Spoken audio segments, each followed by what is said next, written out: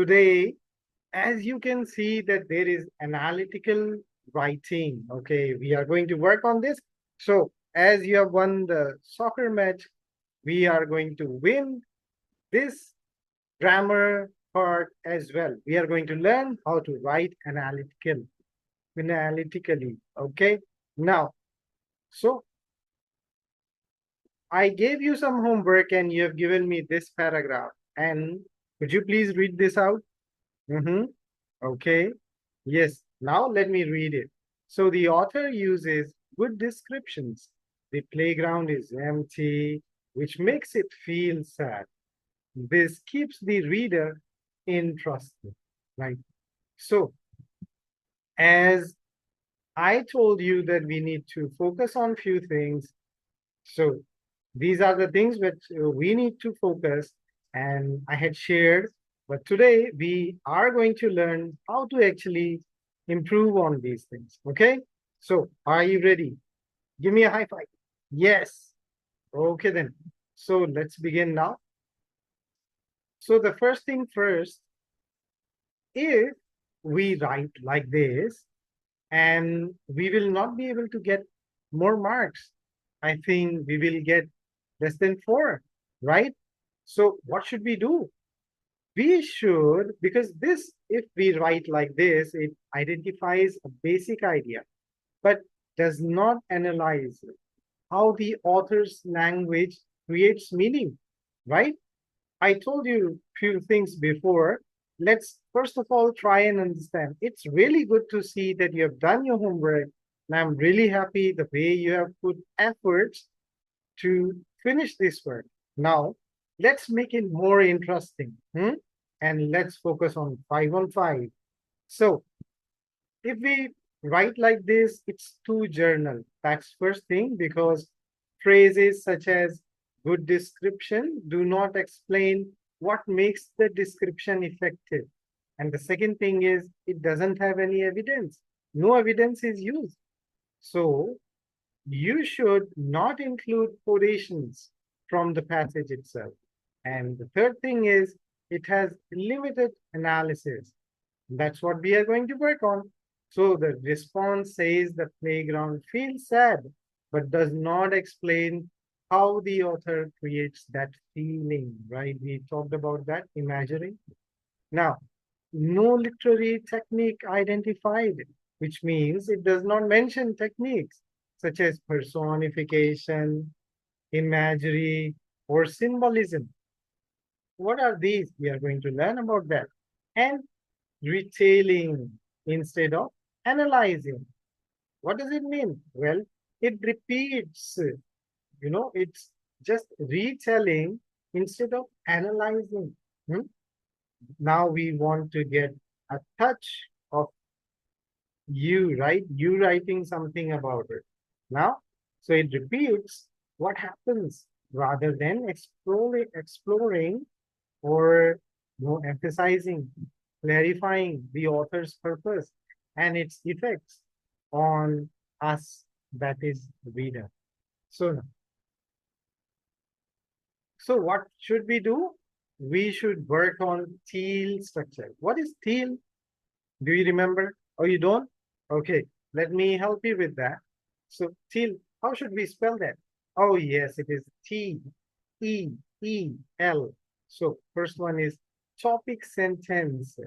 The author uses personification and imagery to create a lonely and unsettling atmosphere. Second, E, evidence.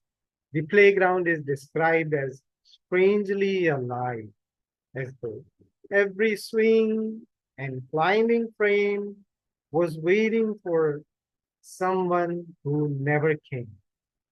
So that's the evidence, right? E is for explanation.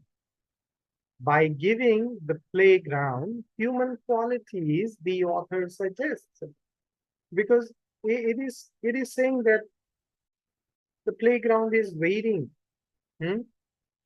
Swings and climbing frame was waiting for someone who never came. So by giving the playground human qualities, the author suggests that even the empty equipment seems to feel loss and anticipation. This personification encourages readers, that is us. So it encourages us to imagine the silence and absence of children, making the settling feel emotional rather than ordinary. Now we can connect how the playground is feeling. Hmm? So now we are using personification and we are also explaining that. L, the last letter, that is link. So therefore, the author's descriptive language deepens the mood of sadness. Oh, the playground is waiting, but no one has come yet. So the mood of sadness and helps us connect emotionally with Mia's feeling because he was watching, right, from the window. Now, difference between description and analysis. So, tells what happens in the text. If you focus on description, you're just mentioning what is happening in the text. But analyzing means you explain how and why the author, how the author is creating that scene, how the author is able to connect us with the sadness, and it creates meaning. Why? Hmm? The playground is empty. So you're able to get these two answers in analysis. Now, description again, the playground is empty. We are just fighting. So what is written in the text? But then analysis means the empty playground symbolizes loneliness and reflects Mia's emotional isolation. Because now Mia is also just waiting alone and watching from the window. So description focuses on events, that's the third point, and analysis focuses on language techniques and their effects on the reader. When we read, how do we feel? So in the analysis, we talk about the techniques and their effects on the reader. Now, the simple rule for us and for you, that is the student, okay, so description means what the author says. Description means what the author is saying. Oh, we read and then, oh, the author is saying this. Yes, the author is saying that. But then analysis means why the author is saying like that and why the author is saying in this way and what effect does it have on us, that is the reader. Now, what you should do to make it more interesting. So let's try and learn about that. So you should follow what? Please note it down. I know you guys. Yes, yes. Thank you. Great. So what and how and why and effect strategy. So first thing first, what? Identify the literary technique. The author using personification. The author is using personification. And second, how? Include the quotation. Every swing and climbing frame was waiting. Waiting. Third thing, why? Explain why the author chose the technique. Why has he used this kind of technique? It makes the playground seem almost human. And that's the main target. That's how the author wants us to connect with the paragraph, emphasizing the absence of children and effect, explain the impact on the reader. So when you read, how do you feel? What kind of effect does it have? So you will also feel a sense of sadness, don't you? When you were reading this, right?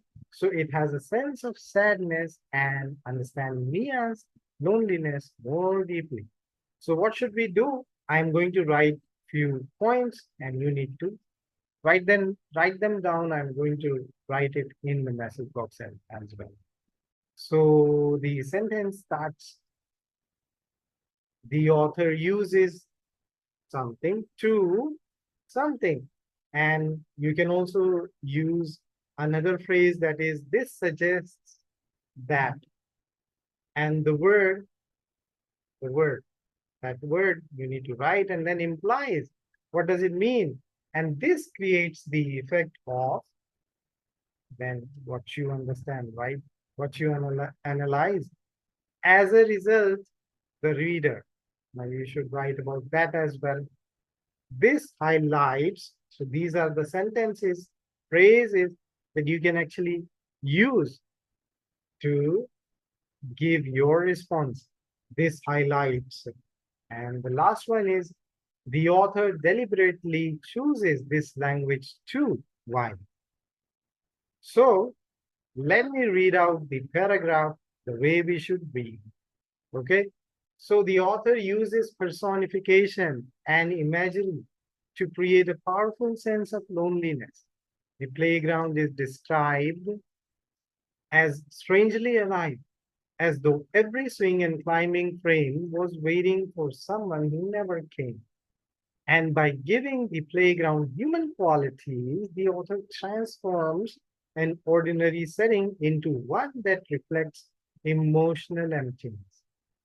The idea of equipment, waiting suggests loss and longing, and encouraging us to emphasize